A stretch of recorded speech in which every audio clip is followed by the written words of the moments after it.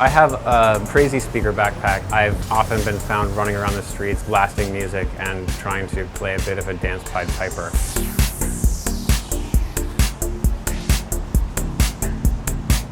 When you start dancing, it's really hard to be unhappy. It's really hard to feel really stressed out. Your body is so implicated in what you're doing and so into what you're doing that everything else sort of fades away, and that's what I love about dance.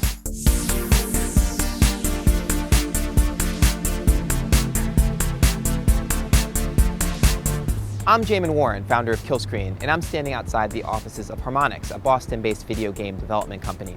You've probably played some of their titles before. Rock Band sold millions of copies over the past decade, but their newest franchise, Dance Central, has become one of the most successful launches for Microsoft's Kinect.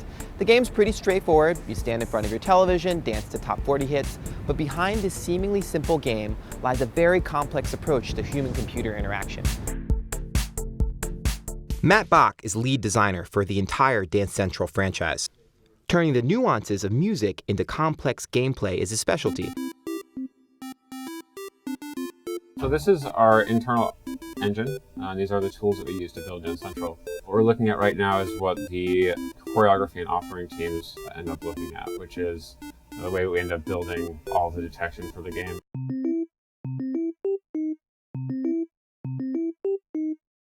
Harmonix had been working on designing a dance game before they knew the technology for the Kinect even existed. I had begun to do some tech evaluations based on our interest in making a dance game. We were working with a proprietary piece of tech for a while, based on the fact that there was so much tech out there that we were confident that someone would come up with the right solution. And when they came up with the right solution, we wanted to be ready with the right game. When I went to GDC that year, the director of engineering from Harmonix excitedly told me that there was this great new camera that was going to solve all of our problems, and I was honestly skeptical. Once we got our hands on the tech, it was a revelation. We spent the first couple days watching our skeletons dance in front of it, and that was a pretty good game for a day or two, just the wow factor of that tech. Both teams are ready. Let's do this.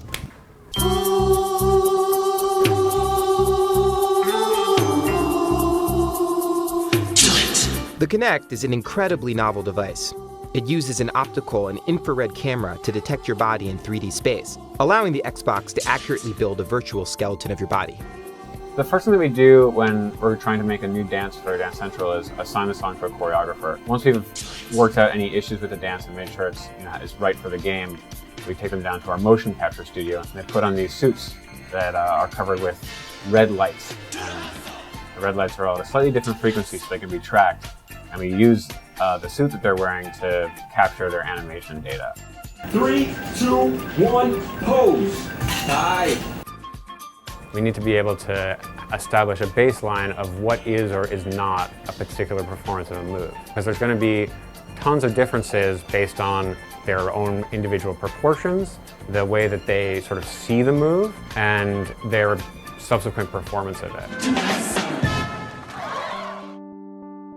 When we started looking initially at dance mocap that we'd captured and putting it on various characters, we had some instances where a particular character would look a little odd doing a particular type of choreography. And initially, the thought from some team members was that that was about gender and that we should limit which songs were going to be danced by which types of characters split across gender lines. And we ended up doing a bunch of tests around asking our dancers to perform in a more feminine fashion or a more masculine fashion. And it was pretty obvious that they were flexible, and so our feeling was that the dance the characters are doing should be flexible.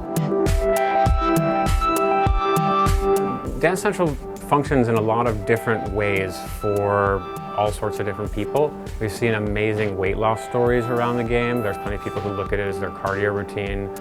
For me, the elements of Dance Central that make it unique is it's a fun cognitive game, and so it's a nice hefty brain process that also releases endorphins as you're moving. Creating a controllerless game presented a slew of design challenges. The most daunting was developing a menu system that was intuitive enough for first-time players to quickly learn. Ryan Challenor was charged with the task.